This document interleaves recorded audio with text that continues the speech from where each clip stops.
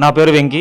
నేను ఇంటర్మీడియట్లో ఉన్నప్పుడు రాము మాస్టర్ దగ్గరికి వచ్చాను. ఒక చిన్న వీడియో ద్వారా రాము మాస్టర్ని కలవడం జరిగింది.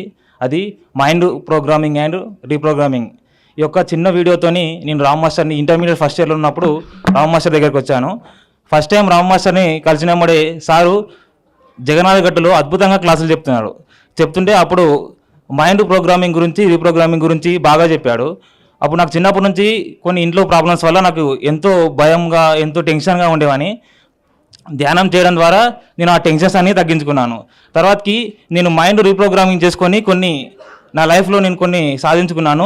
అందులోటి ఏంటంటే నేను కరోనా పాస్ ద్వారా నేను బయటకు వచ్చాను. కానీ నేను 9.8 రావాలని అనుకున్నాను. కానీ నేను ఎగ్జామ్ అయ్యి కూడా 9.8 వచ్చేసిన. ఎందుకంటే కరోనా పాస్ చేసింది నన్ను. అంటే నేను అనుకున్నా, కానీ ఎట్లయితే మన మైండ్ ప్రోగ్రామింగ్ చేసుకోవడం ద్వారా ఎట్లా వచ్చిందంటే మనం ఎగ్జామ్ రాసినామా రాయలేదు సంబంధం లేదు, మార్కులు వచ్చినాయా రాలేదు షీట్ మీద. అది ఇంకొకటి ఏంటంటే ఇంటర్మీడియట్ సెకండ్ ఇయర్లో ఉన్నప్పుడు ఇంటర్మీడియట్ ఫస్ట్ ఇయర్ కూడా సగం మంది అందరినీ కరోనా పాస్ చేశారు.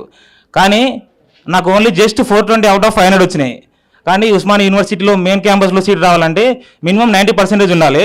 నేనేమనుకున్నానంటే ఇప్పుడు 420 అంటే మినిమం 490 మార్క్స్ రావాలి, ఎబో 90% రావాలంటే.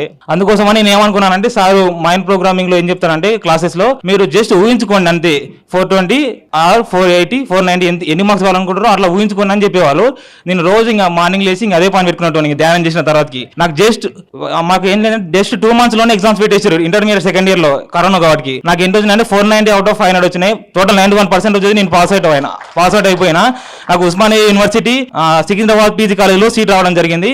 ఇప్పటికీ నేను డిగ్రీ ఫస్ట్ ఇయర్ నుంచి ఇప్పటి వరకు కాలేజ్ పోకుండానే నేను అల్లి పాస్ అవుతున్నాను. ప్రతిరోజు ధ్యాన ధర్మాశ్రమంలోనే ఉంటాను. నేను ఎప్పుడో ఎగ్జామ్స్ ఉన్నప్పుడు మాత్రమే నేను పోయి ఎగ్జామ్స్ రాసి వచ్చేస్తా అక్కడ అంతే. ధ్యాన ధర్మాశ్రమంలో అన్ని పనులు సార్ సంబంధించిన పనులని నేను చూసుకుంటూ ఉంటాను.